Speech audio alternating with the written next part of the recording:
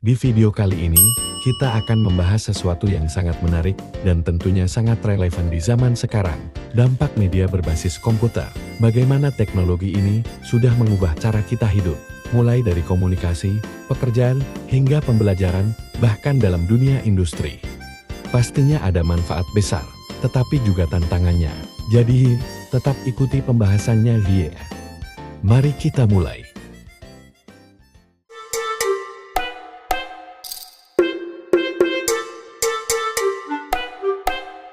Oke teman-teman, sebelum kita masuk ke pembahasan inti, bayangkan dulu gimana teknologi udah jadi bagian dari setiap aspek hidup kita, mulai dari cara perusahaan beroperasi, komunikasi, sampai cara kita belajar sehari-hari. Nah, media berbasis komputer itu nggak cuma sekadar alat, tapi juga mesin penggerak utama dalam revolusi industri 4.0.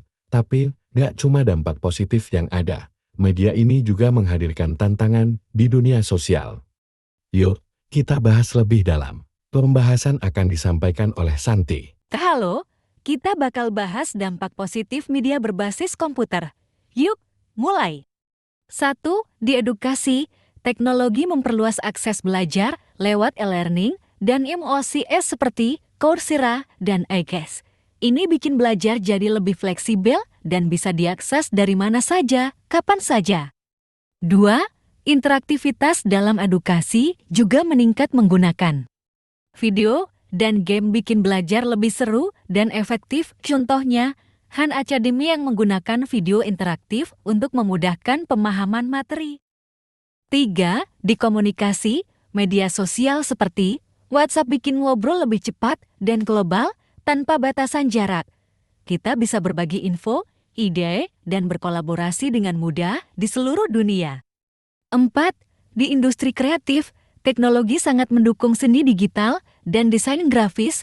Karya kreatif bisa langsung dibagikan ke seluruh dunia lewat platform seperti YouTube, membuka peluang lebih besar untuk dikenal banyak orang.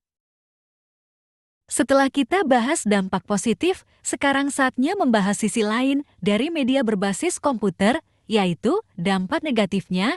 Walaupun teknologi ini memberikan banyak manfaat, ada juga efek samping yang perlu diperhatikan. Yuk, kita telusuri satu persatu. Bagian 1, kesehatan mental dan potensi kecanduan. Penggunaan media sosial berlebihan bisa menyebabkan kecanduan yang berdampak buruk pada kesehatan mental. Studi menunjukkan bahwa penggunaan berlebihan dapat meningkatkan risiko depresi, kecemasan, dan perasaan kesepian. Selain itu, tekanan untuk menampilkan citra diri yang sempurna di media sosial bisa menyebabkan stres dan rendahnya harga diri, terutama di kalangan remaja dan dewasa muda.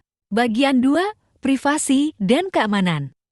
Media berbasis komputer sering mengumpulkan data pribadi pengguna yang bisa menimbulkan risiko privasi. Data pribadi bisa disalahgunakan oleh pihak ketiga, menyebabkan kebocoran data atau serangan siber.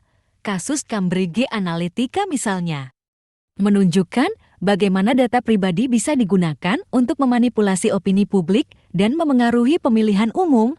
Hal ini menekankan pentingnya regulasi yang lebih ketat untuk melindungi pengguna. Bagian 3, pengangguran akibat otomatisasi. Teknologi otomatisasi dan kecerdasan buatan mulai menggantikan pekerjaan manusia, terutama di sektor manufaktur.